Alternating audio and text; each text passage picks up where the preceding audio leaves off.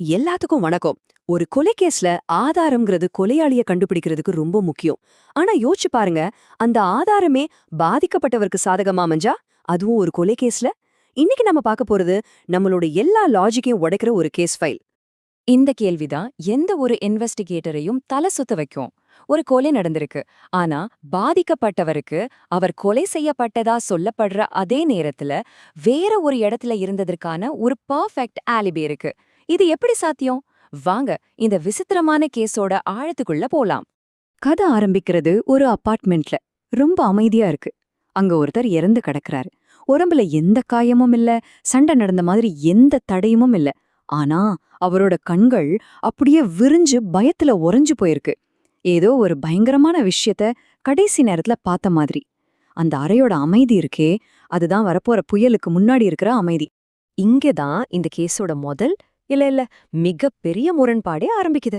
Forensic report என்ன சொல்லுதுன்னா, மரணம் நடந்தது ராத்திரி 9 மணின்னு. ஆனா இறந்தவரோட பாக்கெட்ல ஒரு மளிகை கடை ரசீது கிடைக்குது. அதுல டைம் என்ன போட்டிருக்கு தெரியுமா? ராத்திரி 11 மணி 7 நிமிஷம். அதாவது செத்து 2 மணி நேரம் கழிச்சு ஒருத்தர் எப்படி கடைக்கு போக முடியும்? இந்த ஒரு கேள்விதான் டிடெக்டிவ் அர்ஜுனோட தூக்கத்தையே கெடுக்குது. 9 மணிக்கு செத்துட்டு 11 மணிக்கு ஷாப்பிங் செஞ்சாரா? இது ஒரு கொல்ல மாதிரியே தெரியலையே. இதை விட ஒரு விசித்திரமான புதிர அவரோட மொத்த சர்வீஸ்லயுமே அவர் சந்திச்சது இல்லைன்னு அந்த நிமிஷம் அவருக்கு புரிஞ்சிடுச்சு. அந்த ரசீதுல இருந்த லிஸ்ட பார்த்தா இன்னும் குழப்பமா இருந்துச்சு. பாலு, பிரெட்டு, சிகரெட், ரொம்பவே சாதாரணமான டெய்லி வாங்குற பொருட்கள்.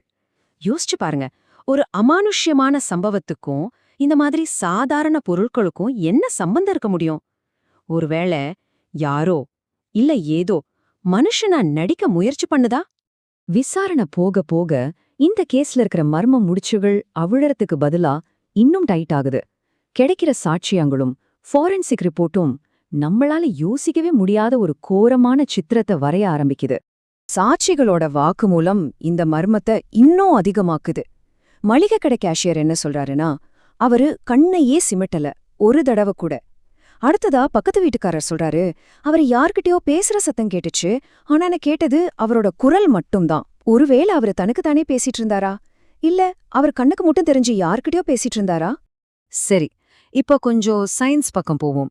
ஃபாரன்சிக் ஆஃபீசர்ஸ் ரிகர் மார்டிஸ் அப்படிங்கிற ஒரு விஷயத்த கன்ஃபார்ம் பண்றாங்க. சிம்பிளா சொல்லணும்னா, ஒருத்தர் இறந்த கொஞ்ச நேரத்துல அவங்க உடம்புல இருக்கிற தசைகள் எல்லாம் இறுகி ஒரு மரக்கட்ட மாதிரி ஆயிடும். அசைக்கவே முடியாது. ரிப்போர்ட் படி இந்த நிலைமை ராத்திரி 9 மணிக்கே ஆரம்பிச்சிடுச்சு.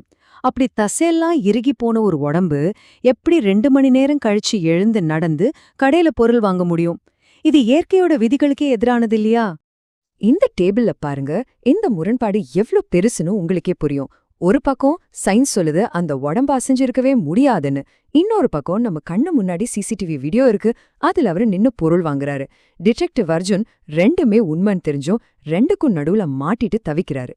எல்லா லாஜிக்கல் வழியும் அடைஞ்சு போனப்போ அர்ஜுன் திரும்பவும் அந்த ஒரே ஆதாரத்துக்கே போறாரு. அந்த மளிகை கடையோட சிசிடிவி ஃபுட்டேஜ். அந்த மங்கலான வீடியோக்கு உள்ளதான் இந்த கேஸோட தலையெழுத்தையே மாத்த போற ஒரு கொடூரமான ரகசியம் ஒழிஞ்சிருந்தது. அர்ஜுன் அந்த வீடியோவை திரும்ப திரும்ப ஓட்டி பார்க்கறாரு. ஒவ்வொரு ஃப்ரேமா அனலைஸ் பண்றாரு. அந்த ஆளோட இயல்புக்கு மாறான அமைதி, இமைக்காத கண்கள், ஏதோ தப்பா இருக்கேன்னு அவருக்கு தோணிக்கிட்டே இருக்கு. அப்போதான் அவருக்கு பின்னாடி இருந்த ஒரு ஃப்ரிட்ஜோட கண்ணாடியில தெரிஞ்ச ரிஃப்ளெக்ஷன் மேல அவரோட கவனம் போகுது. அத ஜூம் பண்ணி பார்த்தப்போ அவர் பார்த்த காட்சி அவரை மொத்தமா உறைய வச்சிடுச்சு. ஆமா, அந்த ரிஃப்ளெக்ஷன்ல தெரிஞ்சது அந்த இறந்து போனவரோட முகம் கிடையாது. ஒரு நொடி, ஒரே ஒரு நொடிக்கு மட்டும் ஒரு பயங்கரமான, முற்றிலும் வேற ஒரு முகம் திரும்பி பார்க்கற மாதிரி பதிவாகி இருக்கு. அன்னிக்கு ராத்திரி அந்த கடையில நின்னது அந்த மனுஷன் இல்லவே இல்லைங்கிறதுக்கான முதல் மறுக்க முடியாத ஆதாரம் அது. ஓகே, ஒருவேளை இது ஏதோ டிஜிட்டல் எரரா இருக்கும்னு அர்ஜுன் நினைச்சிருக்கலாம். ஆனா அடுத்து நடந்த ஒரு சம்பவம் அவர் ஏதோ ஒரு அமானுஷ்ய சக்தியோட தான் மோதிட்டு இருக்காருங்கிறத சந்தேகமே இல்லாம நிரூபிச்சது. அந்த கிரைம் சீன் நடந்த அதே வீட்டுக்கு அர்ஜுன் திரும்பவும் போறாரு. அந்த நிசப்தமான வீட்ல திடீர்னு ஒரு ஃபோன் வைப்ரேட் ஆகுது. அது இறந்து போனவரோட ஃபோன். ஸ்கிரீனை பாக்குறாரு. அதுல காலர் ஐடி என்ன தெரியுமா? இறந்து போனவரோட பேரு. செத்துப்போன ஒருத்தர் எப்படி ஃபோன் பண்ண முடியும்? கொஞ்சம் தயக்கத்தோடவே அர்ஜுன் அந்த காலை அட்டென்ட் பண்றாரு. அந்த பக்கம் ஒரே அமைதி. அப்புறம் மெதுவா ஒரு சுவாச சத்தம் கேக்குது. ஆனா அது ஒரு மனுஷனோட மூச்சு காத்து மாதிரி இல்ல. ரொம்ப கண்ட்ரோல்டா, நிதானமா. அந்த நொடியில தான் ஒரு மனுஷனுக்கு எதிரா போராடலல்ல அர்ஜுனுக்கு முழுசா புரிஞ்சிடுச்சு. எல்லா ஆதாரங்களும் ஒரே ஒரு விஷயத்தை நோக்கி தான் கை காட்டுச்சு. இது ஒரு கொலை வழக்கே கிடையாது. இது அதுக்கும் மேல ஏதோ ஒண்ணு.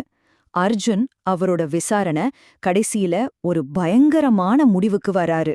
கடைசியா அவரோட இன்வெஸ்டிகேஷன் போர்ட்ல அந்த ரசீதுக்கு கீழே 2 வார்த்தை எழுதுறாரு. அவர் அல்ல. அது எழுதிட்டே சிசிடிவி வீடியோவா பார்க்கறாரு. அப்போதான் ஒரு செகண்டுக்கு அந்த வீடியோ கிளிச் ஆகி அந்த மனுஷனோட முகம் செதறி அதுக்கு கீழே இருந்த அந்த உண்மையான கொடூரமான உருவம் தெரியுது. இந்த கேஸோட கடைசியில இந்த ஒரு வரி தான் பதிலா கிடைக்குது. இது ஒரு கொலை இல்ல, இது ஒரு ஆக்கிரமிப்பு. உள்ள வந்த அந்த சக்தி ஒரு மனுஷ உடம்ப கைப்பற்றி இந்த உலகத்துல சர்வசாதாரணமா வாழ முயற்சி பண்ணிருக்கு. அந்த பால், பிரெட், சிகரெட் எல்லாம் மனுஷனா நடிக்க அது செஞ்ச ஒரு ரிகாசல். அந்த பக்கத்து வீட்டுக்கார கேட்டாரே ஒரு குரல், அது அந்த சக்தி இவரோட குரலை காப்பி அடிக்க முயற்சி செஞ்சதா இருக்குமோ? இந்த கேள்விகளுக்கு ஒருவேளை பதிலே கிடைக்காம போகலாம்.